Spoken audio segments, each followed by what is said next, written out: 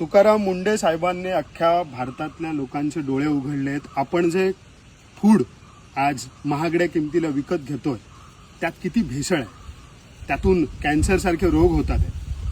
फक्त ब्रँडेड गोष्टी म्हणून आपण त्या विकत घेतोय, पण आपलं जे खरं अन्न आहे, जे शेतकरी इतक्या मेहनतीने पिकवतोय, हे जे आपण तुम्ही बघता आहात, हे माझ्या समोर जी भात शेती आहे, हा जगातला सगळ्यात बेस्ट क्वालिटी राईस आहे असं मी म्हणेन. कारण हा राईस बनला आहे आपल्या कोकणातल्या देवराईच्या पाण्यावर.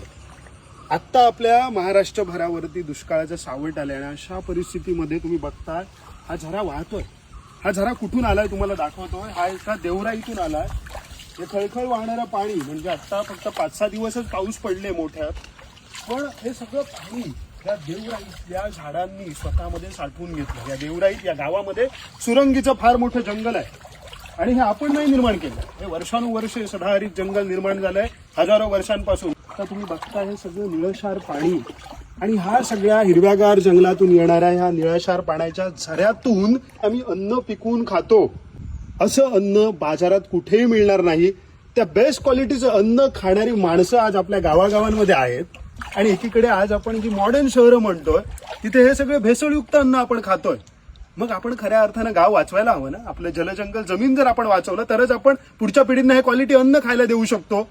पण याच अशा देवराई जपणाऱ्या गावांमध्ये सरकार मात्र JSW आसाम मिनरल सारखे मायनिंगचे प्रोजेक्ट घेऊन येत आहे. या जमिनीमध्ये जिथे हजारो प्रकारची झाडं जन्माला येतात त्याच्या आतमध्ये काहीतरी आहे, नक्कीच आहे, चमत्कार आहे. हा दैवी चमत्कार आहे या मातीचा.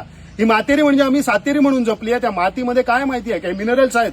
हे मिनरल्स या झाडांच्या फळांतून आम्हाला आमच्या शरीराला मिळतात. म्हणून आम्ही इतके वर्ष आमच्या पूर्वजांनी या मातीमध्ये कुठल्याही आजाराशिवाय जीवन जगले. आता त्या मातीतली खनिजं काढून सरकार ही विकणार आहे. आमच्या माणसांना विकास हवाय, पण हा निसर्गाला उद्ध्वस्त करून नाही. त्यामुळे आपल्याला आज राखणदार बनायला लागणाऱ्या सोनम वांगचूक सारखं आपल्याला आपलं जलजंगल जमीन वाचवायचं असेल तर आपल्यालाही आपल्या जलजंगल जमिनीतल्या राखणदाराकडे जायची गरज आहे. आणि म्हणूनच आपण ही राखणदार पदयात्रा सुरू केली आहे. आत्ताचा हा जो टप्पा आहे, दुसरा टप्पा, हा सुरू होतोय रेडी गावातल्या गंगाळेश्वराच्या देवापासून. पुढे आपण नाणोज गावातून जाणार आहोत मळेवाडमध्ये. पुढे आजगावच्या वेतोबापासून आपली एक प्रकारे कोकणाची वारी आहे.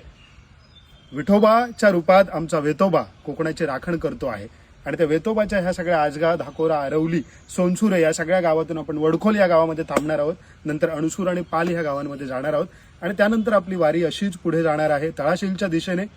आपण कोकणातली माणसं या निसर्गात देव शोधणारी, त्यांचा विठ्ठलही इथेच आहे, त्यांचा वेतोबाही इथेच आहे, त्यांची सातेरी म्हणजे ही त्यांची जलजंगल जमीन आहे.